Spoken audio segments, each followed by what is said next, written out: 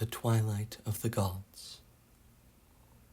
Loki and Fenrir the wolf were safely bound, each to his separate cliff, but still happiness and peace did not return to Asgard, for Balder was no longer there, and light and joy had gone from the home of the gods. The Aesir felt that the twilight of the gods, which Odin knew was to come, must be near. Soon began a long, cold winter. Surely it must be the beginning of the Fimbul winter, which was to come before the last great battle.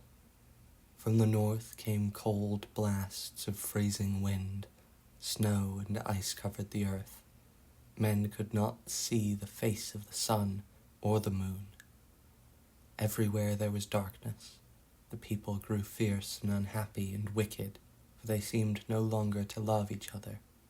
So the evil deeds of men kept on, and the fierce frost giants grew stronger and stronger.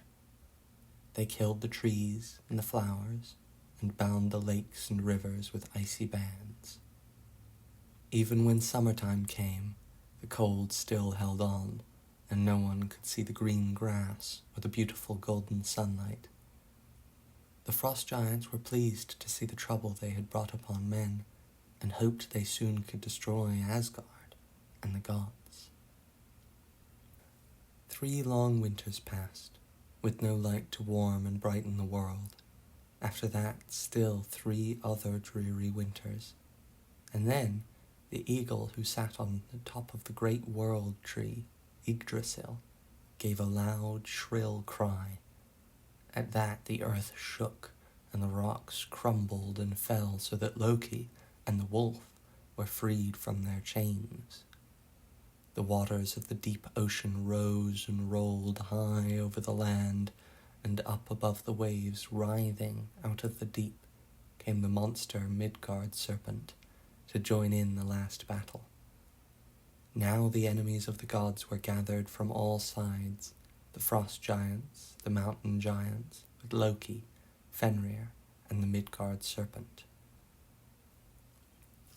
Heimdall, the faithful watchman, looked from his watchtower by the rainbow bridge, and when he saw the host of monsters appearing and raging toward Asgard, he blew his magic horn, Gjallar, which was the signal of warning to the gods.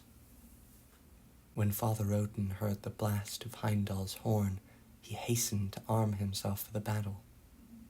Once again, it is said, the All-Father sought wisdom at Mimir's fountain, asking to know how best to lead the Aesir against their enemies.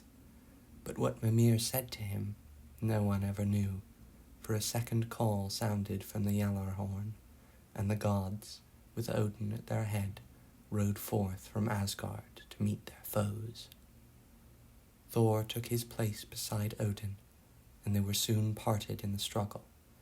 The thunder god fell upon his old enemy, the serpent, whom twice before he had tried to slay, and after a fierce fight he at last conquered and slew the monster.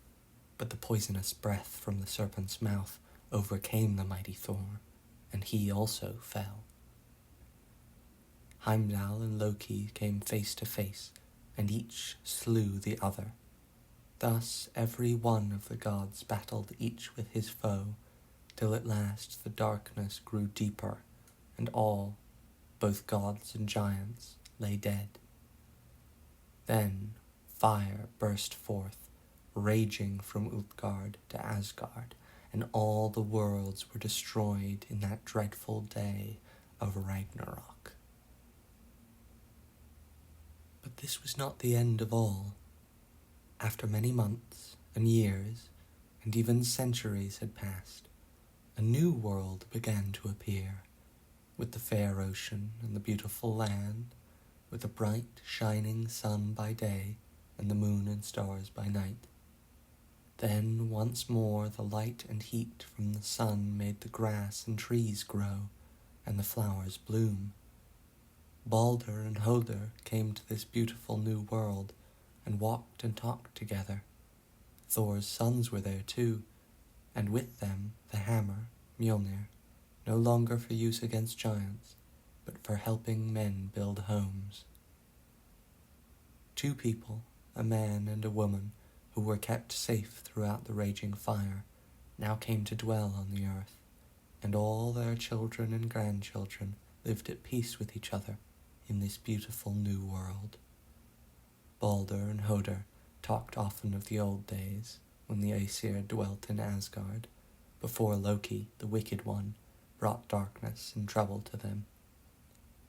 With loving words they spoke of Odin and Frigga, and the brave Tyr who gave his right hand to save the Aesir, of mighty Thor and faithful Heimdall, of lovely Freya with her beautiful necklace, and of fair Athuna's garden, where they used to sit and eat her magic apples.